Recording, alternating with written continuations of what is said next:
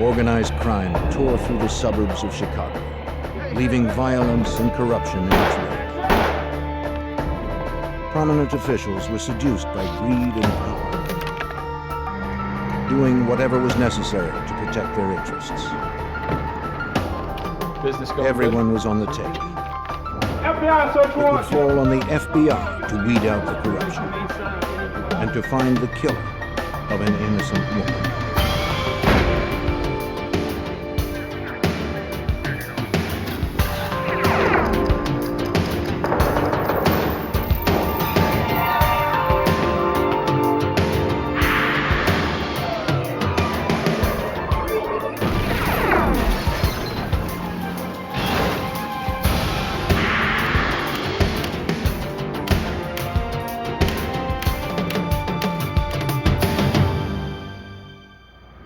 Willow Springs, Illinois seemed like any other quiet Midwestern community, but it was really one of the most corrupt places in the nation.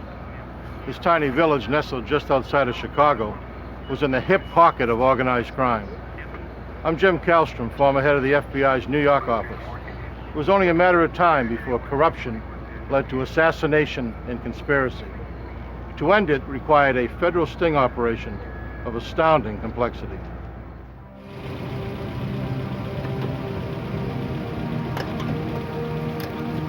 The bank of a sanitary canal in a remote industrial area became the site of a gruesome crime.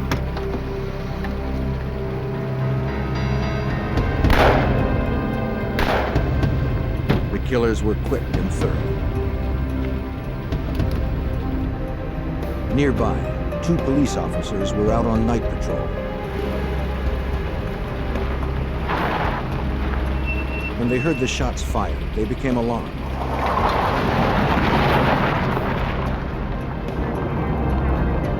One of the officers drove towards the canal to investigate.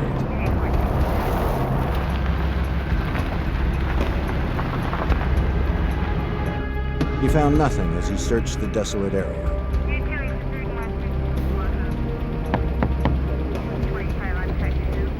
Hey, Chief. Also on the scene was Willow Springs, Illinois Police Chief Michael I heard Corbitt. it earlier myself, and I've already checked the area, so He too saw nothing. I got it covered. See you later. All right.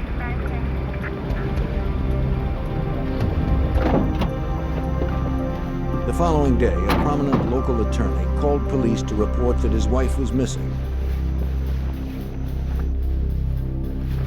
Oh, Mr. Masters, we'd like to ask a few questions about your wife. Lieutenant Howard Vanek of the Cook County Sheriff's Department and his partner responded to the call. Attorney Alan Masters said that his wife Diane had been out the night before with colleagues and friends from a local college where she worked. After the meeting, some of the board members would go to a bar. She never came home. There was no sign of her yellow Cadillac. I believe it He said he made calls trying to locate her until 2 in the morning, but finally gave up. For the officers, the information offered little insight. Excuse me a minute.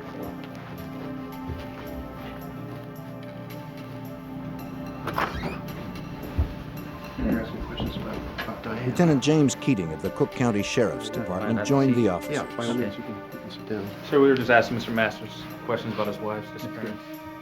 He asked Masters if he could have a look around the Be house. happy to. Sure. Yeah, by all Masters means. agreed. No, not at He all. had nothing to hide. Have a seat. The officers continued their questioning. Anything else you can tell us? As far as I Reluctantly, Masters offered some new information. Somebody works for the college. He suspected that his wife Diane had been having an affair. I have no idea Maybe who the he two is. lovers No, had I run don't- off together. I don't know who he is or what he looks like. I just have my suspicions. Excuse me, guys. I think we need to wrap this up. Lieutenant Vanek wanted to investigate further and look around the house himself. Sir, I think we need to take another look around in here. Husbands are always suspects when their wives I look disappear. around. There's nothing Sir, here. we need to look around. It's time to Something's go. missing here, Let's sir. go now. But Lieutenant Keating intervened.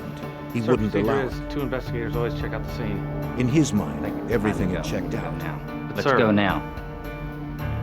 Vanek was upset. He didn't know why Keating would undermine his investigation.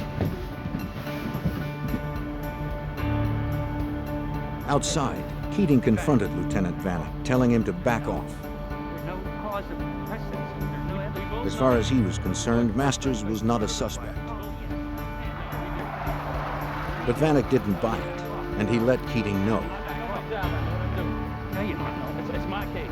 Just as the two men were about to explode, Willow Springs Police Chief Michael Corbitt arrived at the scene. Look, easy. Come on, guys.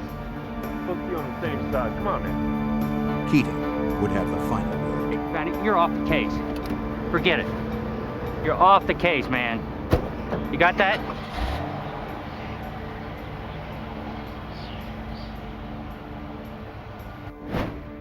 The question still remained, where was Diane Masters? Her disappearance grabbed the media's attention. And Diane, if you would, please come to She had been very active in the local community. Diane had worked hard to help open a shelter for battered women. She was also involved in local politics and sat on the board of the Moraine Valley Community also would like to College. present Diane with this plaque to show She her did how not much we appear to have thank any her for all enemies. the hard work and her dedication in opening this crisis center, something that is needed desperately in this community. But investigators began uncovering other details. It was reported by Diane's friends that her husband was controlling and abusive, and that Diane was planning to file for divorce. Assistant U.S. Attorney Tom Scorza followed the case. We were pretty certain that what had happened here was that Diane and Alan had a regular marital dispute, sort of ordinary dispute, but that it had escalated into something much worse. Go ahead and send him in. Scorza's investigation soon revealed that Alan Masters was more than just a bad husband. Hey, Al, how you doing? It was rumored that Alan Masters had bribed local officials and police officers to secure favorable outcomes for his clients. How'd it go? Very well. Very well. Nothing to worry This about at corruption all. extended right to the top of law enforcement. Allegedly, Masters frequently enlisted the help of Chief Corbitt. I don't hear about this anymore. It'll be worth every penny.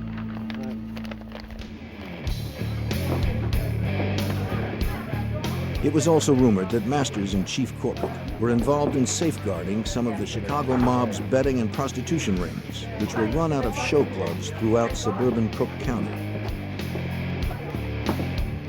But investigators were focused only on Diane's disappearance. With no evidence and few leads, that investigation stalled.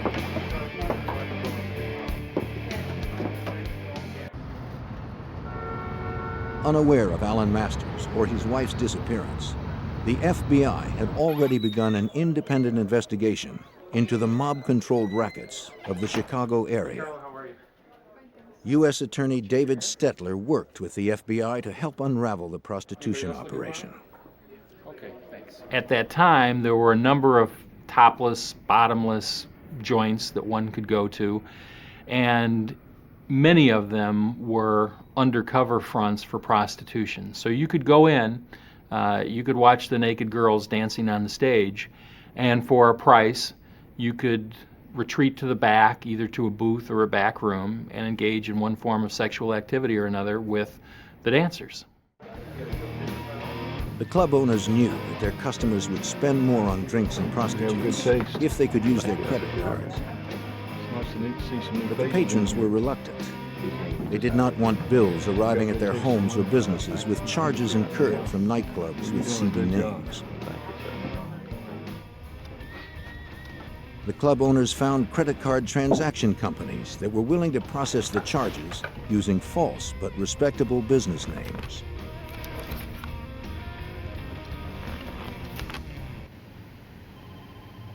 Special Agent Ivan Harris of the FBI's Chicago field office was assigned to help bring down the illegal businesses.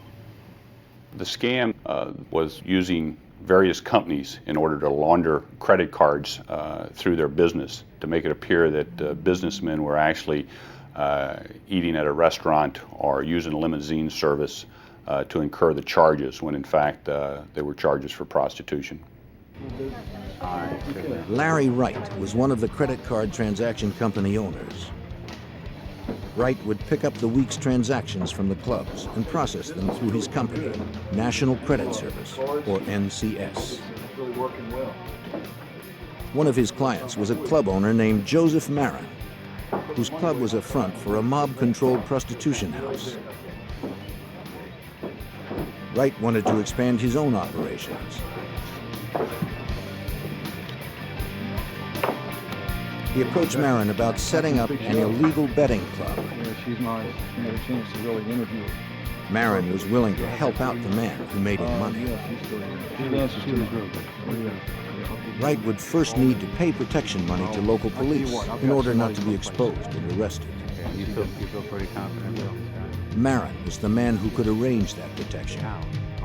Wright was more than willing to pay. All right. Okay. He's a really good guy. Marin arranged the meeting at the Willow Springs Police Department. Yeah, I trust him completely. It was to take place with Police Chief Michael Corbitt. It was believed that Corbitt had been handpicked by the Chicago mob boss to oversee and protect their interests in and around Willow Springs. The word on the street, of course, was that no one could do anything in Willow Springs without the permission of the Chief of Police, Mike Corbitt. The message also was, from virtually anyone you would talk to, that he was so powerful, that he was so well connected, that nothing could ever be done about him. I just want to make sure I don't get any unexpected visits. Corbitt agreed to help Larry Wright set up the new betting operation for a price. Not quite yet. In return, Corbitt assured him he wouldn't get any heat from his officers. All right. Larry Wright was well on his way. He returned to his office at National Credit Service, operated out of a nondescript office park location. Wright worked with two other staff members. Doing great. Very great. But these were not ordinary employees. NCS was not just a credit card transaction service for illegal activities. It was a front for the FBI. Larry Wright was actually undercover special agent Larry Damron. And he and the FBI were using NCS to work their way into the heart of the corruption in Willow Springs. While local investigators struggled to unravel the disappearance of a prominent attorney's wife, the FBI had set up an undercover operation in the town of Willow Springs, just outside of Chicago. Their target, organized crime, and the corrupt police who protected them from prosecution. The undercover work was often painstaking and frustrating. FBI Special Agent Larry Damron explains the difficulties inherent in undercover work. During the course of the undercover operation, you try to immerse yourself in what you're doing, and you try to assume that role because it's necessary for you to do that in order to accomplish anything. Oftentimes you'll hear people make comments, or you'll see people do things that in any other circumstance they would be arrested for immediately. And so what you have to remember is you're in a role and you play that role out. Damron had heard stories about how the mob resolved problems.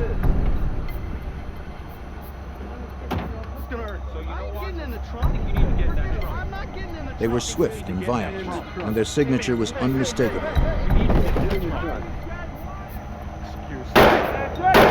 2 bullets in the head. There was no room for mistakes.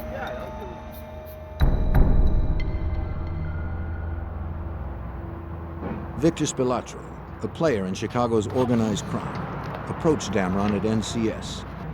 Though Victor himself wielded little power, his brothers held tremendous influence within the mob's hierarchy.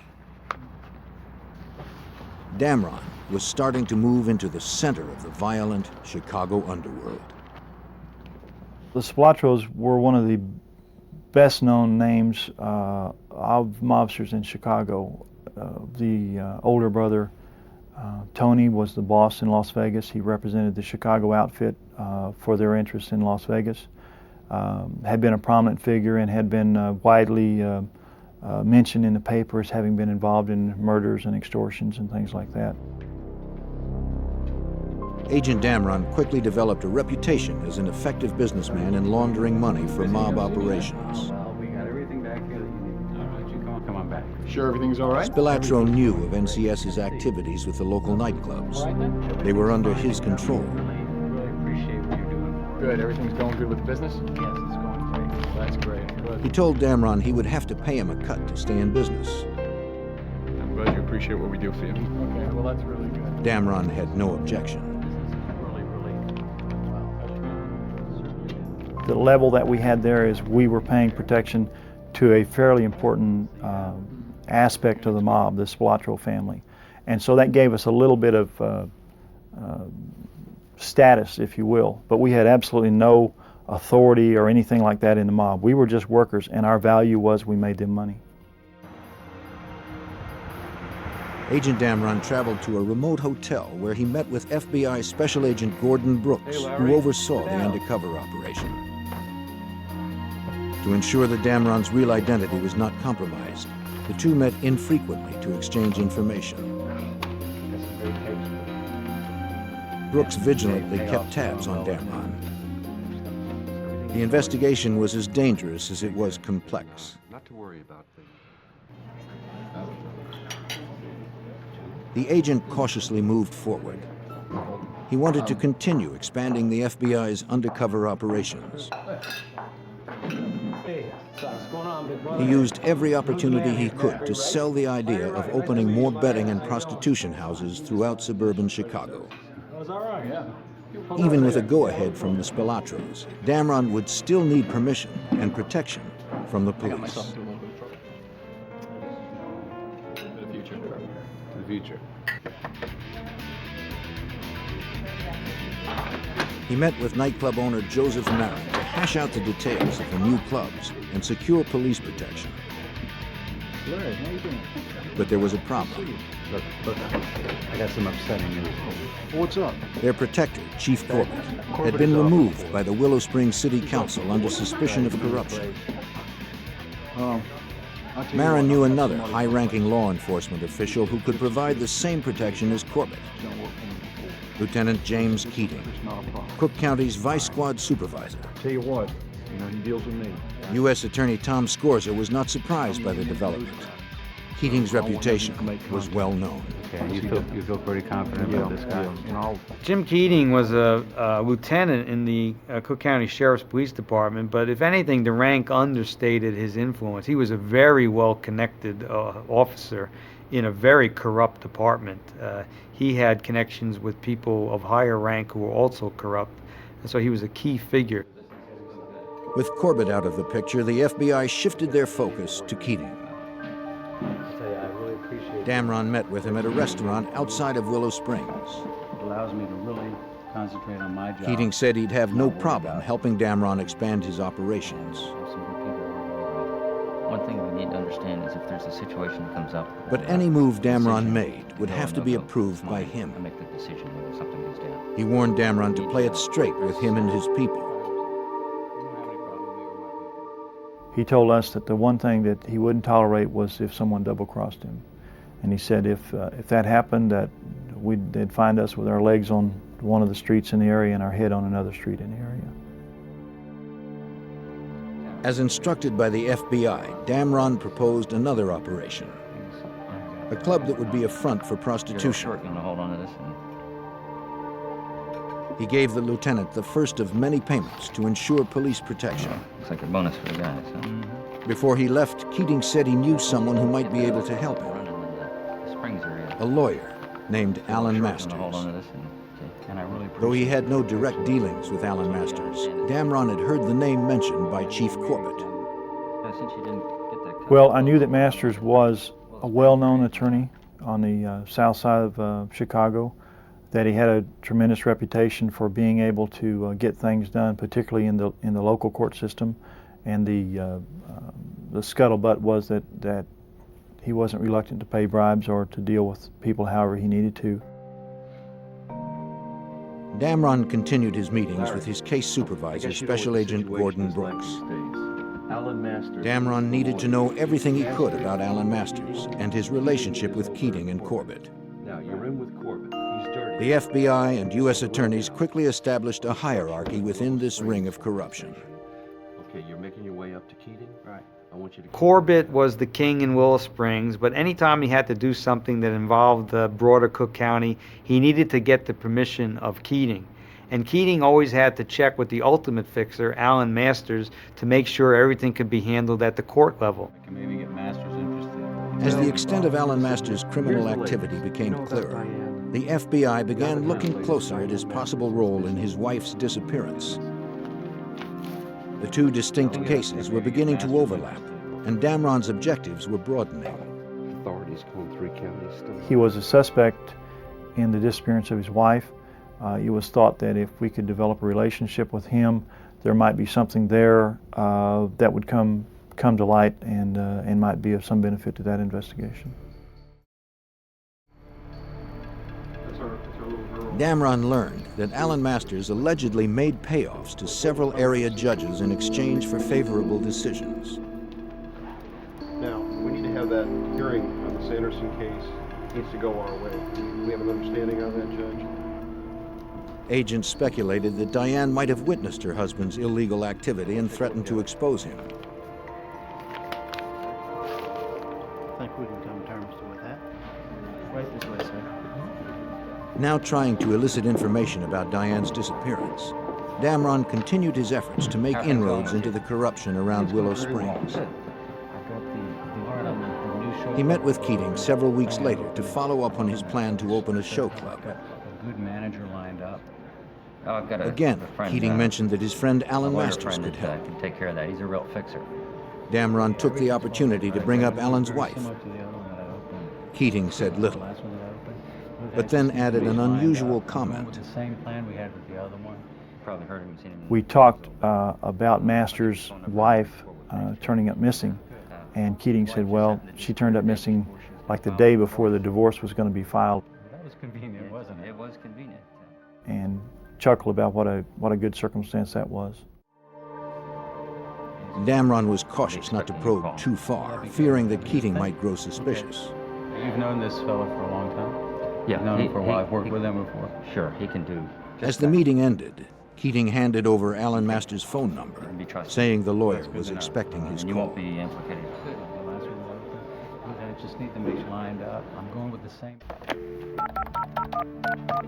He proceeded to set up the meeting with Alan Masters. Hello? Mr. Masters, how are you? This is Larry Wright speaking. The attorney agreed to help push through all the necessary permits and legal documents, which meant bribing officials and securing protection. Yeah, we've been working pretty hard on it for a while now. Well, soon I think it'd be a pretty Masters good suggested location. they get together. Talking about, The meeting was set for the following week, Monday, December 13th. Okay, I'll look forward to meeting you then. I think we can maybe do some business. Okay, thanks. Bye.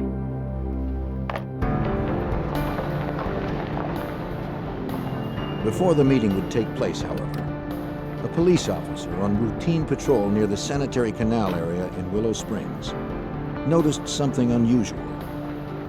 Tire tracks led directly into the canal. He immediately called for assistance. Little did he know that the lid was about to come off the underworld in Willow Springs. Find these trucks out here and mark. While the FBI continued their undercover operation in the Chicago suburb of Willow Springs, an officer out on routine patrol made an alarming discovery. Tire tracks leading directly into the sanitary canal. Police officers and a dive team responded to the site. Overseeing the investigation was James Ross, an honest cop appointed by City Council to replace Michael Corbitt as the police chief in Willow Springs. Though Corbitt had been ousted from the department, his legacy of corruption remained.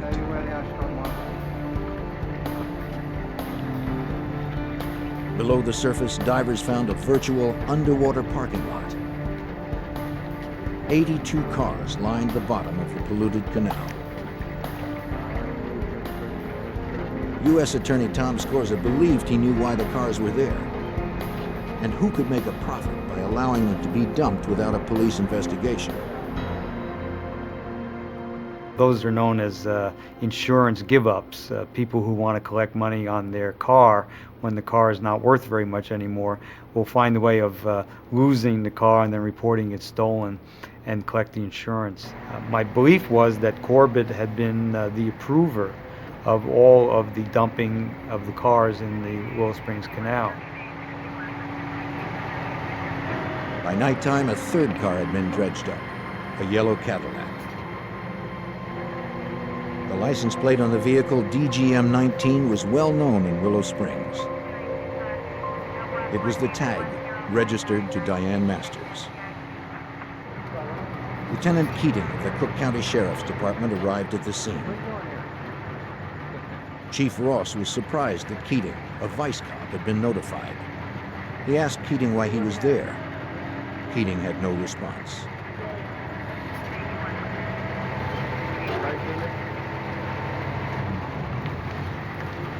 Officers continued examining the Cadillac. When they pried open the trunk, they discovered a decomposed body.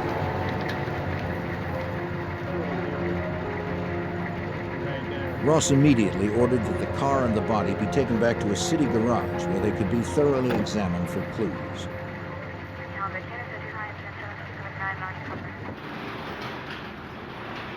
The decision not to use the police garage was well reasoned.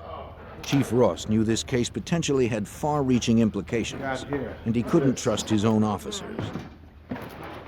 The fewer people nosing around, the better.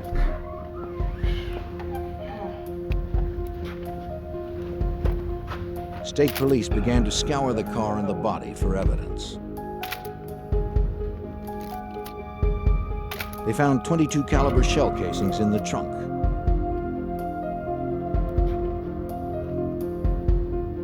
The keys were still in the ignition.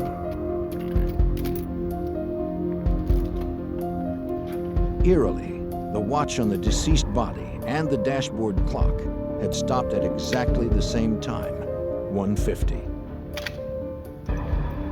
They removed the body for further forensic investigation.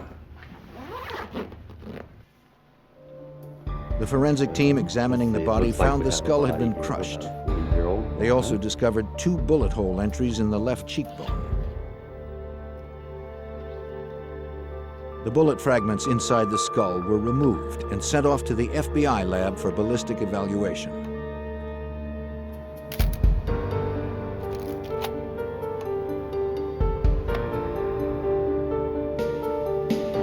Dental records confirmed what everyone believed.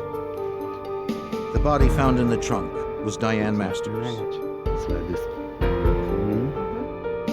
The 9-month investigation into Diane's disappearance was now a homicide investigation. Come on in. Chief Ross called in Cook County Detective John Reed to work the homicide. He was to team up with the FBI, who was now taking over the murder investigation. Detective Reed was not to trust even his closest friends in the department. He was told that through the FBI undercover operation run out of NCS, law enforcement officers were being investigated for corruption. And some had ties to Alan Masters, who was now a firm suspect in Diane's murder.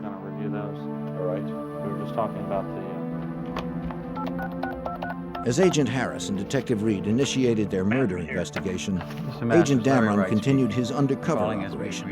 Today to set up a time and place for our meeting. He called Alan Masters to confirm their meeting to set up the show club. I'm jammed. I expect to be in court all day tomorrow. I'm sorry. Well, Masters was evasive and next seemed week's distracted. Okay too, if that's okay with you. Maybe we can work something out then.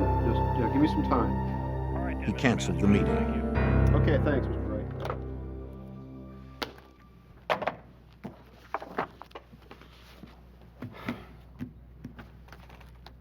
Damron immediately called Keating.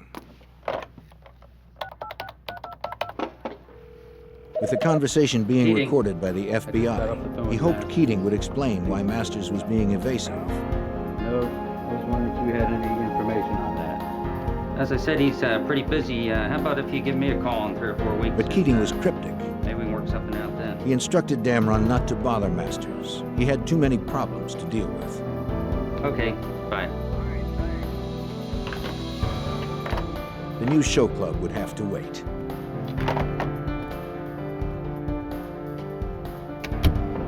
What do you got for me? Here are the transcripts. Damron met with Agent Brooks. Masters and Keating both appeared nervous since Diane's body had been discovered. But that was hardly enough evidence to prosecute either of them for murder. Perhaps Damron had overlooked something. He handed over his tape-recorded conversations with Keating. This is gonna nail him. We're gonna get him. Can you play that again, please? Over the next several months, the U.S. Attorney's Office, the Cook County Sheriff's Department, and the FBI began the process of merging the various investigations. All right. Well, The link between them was Alan Masters, Cook County Lieutenant James Keating, and former Willow Springs Police Chief Michael Corbitt. If that's the case, if we can It would fall on prosecutors to begin constructing a case proving that the three men and all of their activities represented an ongoing, organized criminal enterprise. we can get the RICO prosecution happening. And what we had to do in order to prosecute Masters and Corbitt and Keating for a collection of their activities, including the homicide, we had to show that they made up a criminal organization, a mini-mafia. Appreciate you meeting with us tonight, Mrs. Capstaff. Well, if you guys don't Detective Reed and Agent Harris's first step was to question Diane's friends who had been with her on the night she disappeared. Okay. You said that you followed her home that night. One of Diane's colleagues, Genevieve Capstaff, had actually followed Diane home that evening after a board meeting. And so I just wanted to see, so I followed her. Capstaff claimed everyone on the Moraine Community College Board who worked with Diane suspected that she was having an affair with an economics professor. She admitted that she wanted to see if the two were going to rendezvous. She followed Diane to her street.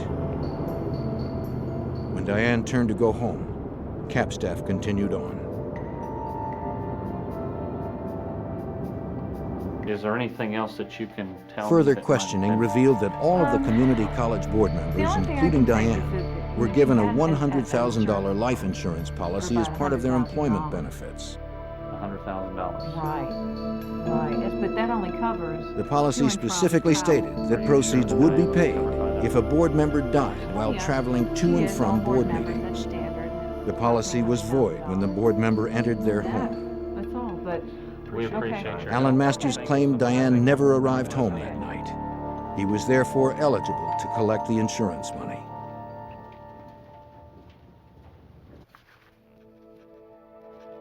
Several months before Diane's body was discovered in the trunk of her car, Masters filed a claim with the insurance company. After filling out all the paperwork, he sent it off. Though Diane's fate at that time was unclear, Masters had a judge declare her legally dead. As a result, he was about to receive $100,000. Alan Masters was fast becoming the FBI's prime suspect in the murder of his wife, Diane. Shortly after her body was discovered, investigators learned that he had filed a claim with his wife's insurance company. Within a few months, 2 checks appeared in the amount of $50,000 each. If federal agents and prosecutors could prove Masters was responsible for his wife's death and that he profited from it, it would be one more element that showed that he and his accomplices were involved in an ongoing criminal enterprise. Homicide in a federal racketeering case carries much more jail time than a state charge. As the investigation began to take on a clearer focus, FBI agents working the Undercover case received bad news. Listen, we're gonna have to move rather quickly on this. The Washington Post had gotten word of the operation. Listen, we're having a bit of a problem. We're almost at the point where we can really make some impact. The Post gave the FBI 3 weeks to wrap it up before running the story. We have some have to be closed down. Is that right? Yeah, something like that. All 16. Agents had no choice but to quickly bring their undercover operations to a close. Here, so please do me a favor. For U.S. Attorney David Stetler, the timing couldn't have been better. All right. The project had run its course, and the bulk of the information anybody was ever going to get had been retrieved, and to make the operation go on longer would have resulted in additional evidence, but it also would have resulted in the evidence that had been gathered becoming more and more stale.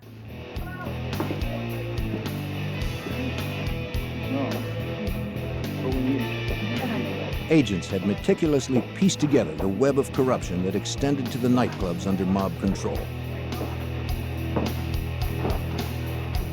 Now it was time to shut them down. Yo, FBI, open the door. Open the door. The FBI hit all of the clubs on the same night with massive force.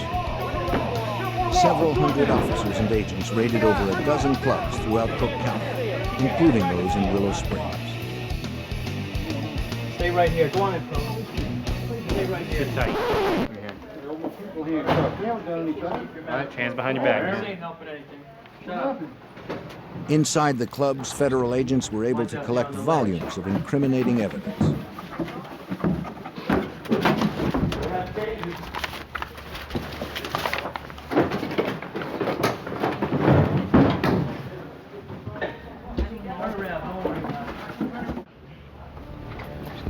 "55 people were indicted, including club owner Joseph Marin, Tony Spilatro, and his brother Victor. They were prosecuted in both the state and federal courts for extortion, prostitution, bribery, and racketeering. Several deputies from the Cook County Sheriff's Department and officers from the Willow Springs Police Department were also indicted and convicted for protecting these businesses. Move a little faster. After 3 years of undercover work, the sting operation was now officially closed. What's your friend's name? For undercover Special Agent Larry Damron, it was finally time to leave the role of Larry Wright. I would say the finish was elation and disappointment at the same time. Disappointment that there were so many opportunities out there to identify other criminal activity. We knew that that it was a good job, that we had gathered tremendous amounts of evidence, and that we had a real insight into some of the criminal activity that was taking place that we hadn't had before.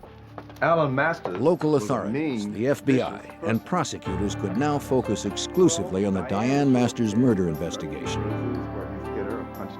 She said he hit her. They continued questioning her friends and associates, including the man with whom she was allegedly having an affair. There were other things that happened. Economics professor Jim Koselniak. He confirmed that he and Diane had a relationship. He also claimed that Masters had abused Diane physically, mentally, and emotionally. She lived in fear of her husband. Diane had told him she planned to file for divorce. Koselniak also had reason to fear Alan Masters. One night, Koselniak and Diane had met for drinks at a local bar. He recalled that Diane called home to check on her daughter. Instead of getting the babysitter on the phone, Alan unexpectedly answered. Alan? He suspected she was with her lover. I didn't know you were He in was trouble. irate and began to I threaten was her. calling to check on Andra. He vowed to destroy her.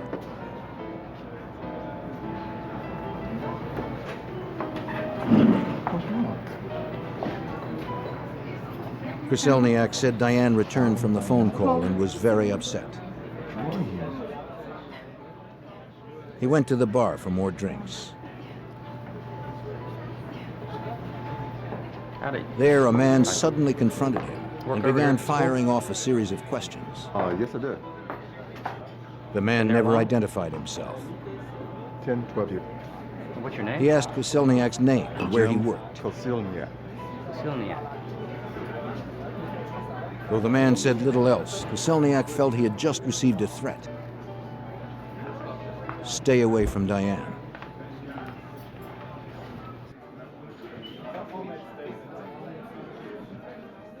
And Koselniak would later recognize the man as Lieutenant James Keating. She didn't tell you that. He said that on the night of Diane's disappearance, she had called him and warned him not to meet her for drinks. So this was an unusual move on her part. They usually got together after her college board meetings. What was the tone of voice? Lately, she had been troubled by Alan's behavior. That they were going to another restaurant. Selniak took her advice and canceled their plans. Met at the same place. He never saw Diane again. The meeting was always straight to Artie. As a matter of fact, they're on the way now. Agent Harris and Detective Reed continued to develop witnesses. Hey, glad you could come by. They discovered that Masters had hired a private investigator to keep tabs on Diane. That his wife Diane.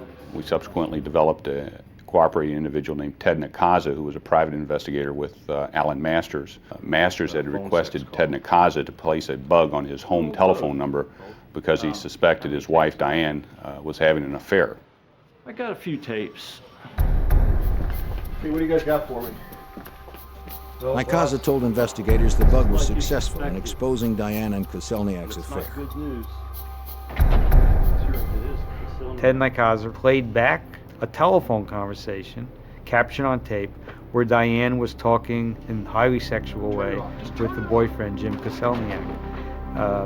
According to Nikaza, after playing the tape, Alan Masters declared his intention to kill Diane and to get Keating to make it look like an accident. Alan Masters wanted his wife murdered, and he had the resources to get away with it. You gotta stay cool. The FBI and local authorities continued to uncover evidence against Alan Masters and his associates that pointed towards a conspiracy to murder Alan's wife, Diane.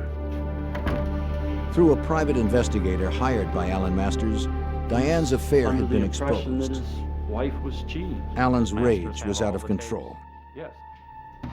But investigators had no hard evidence to charge him with murder. After an exhaustive 5-year investigation, that was about to change. He intended to have Diane killed. They uncovered a Cook County Sheriff's deputy who was willing to talk. Agent Harris. Deputy Jack Bachman had startling information. Keating brought me into his Bachman office. had been too afraid of the consequences of coming forward on his own. He claimed that he had been approached to kill Diane. The offer had come through Lieutenant James Keating. Bachman had a series of conversations with Keating, and ultimately Keating asked Bachman if Bachman would be interested in the job of actually stalking and killing Diane Masters. Bachman said Keating offered him $25,000 to carry out the hit.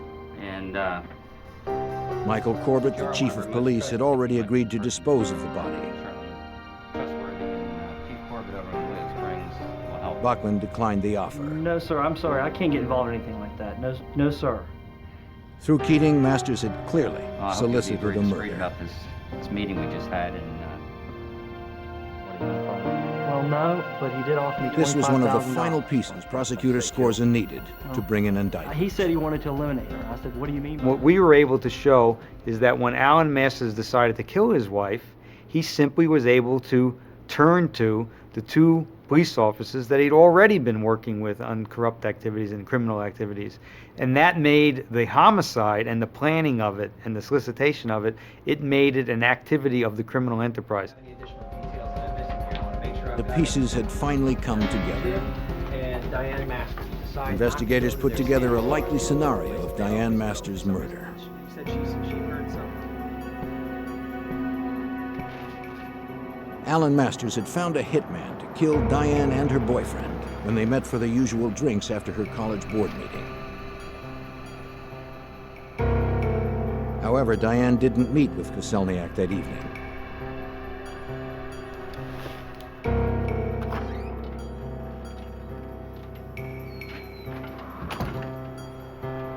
You're home late tonight. The meeting ran late. Furious, Masters took matters into his own hands. Alan Masters was at home babysitting their young daughter. He was setting up his alibi by making long-distance calls all night to prove that he was home. He never expected his wife to walk in the door. She did. She began the process of getting undressed, and he hit her with a blunt instrument, 2 blows to the head. Masters then called Chief Corbitt, who came with an unknown accomplice to dispose of the body. They dumped Diane's body in the trunk of her Cadillac. Corbitt then drove away with the accomplice following him. Masters remained at home with his daughter.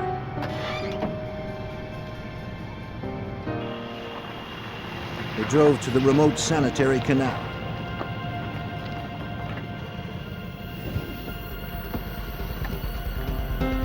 Diane's watch was reset to throw investigators off the trail should her body ever be found.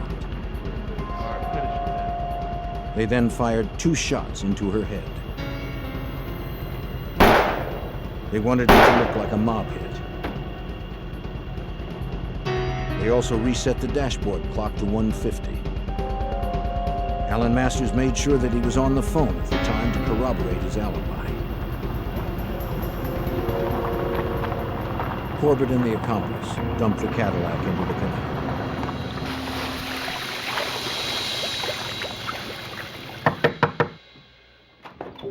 In June of 1988, 6 years after Diane's murder, investigators brought charges against the 3 conspirators. Former police chief Michael Corbitt was the first arrested on federal charges of racketeering, bribery, and conspiracy to solicit and cover up the murder of Diane Masters. Special Agent Ivan Harris tried to elicit a confession. Mike Corbitt subsequently confessed that he was in fact the person that had put Diane Masters' car in the canal. He disavowed any knowledge, knowing that she was in the trunk of the car at that time.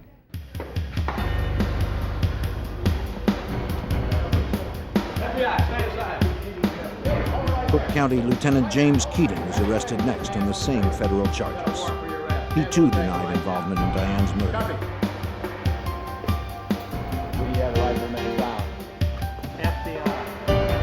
And finally, Alan Masters.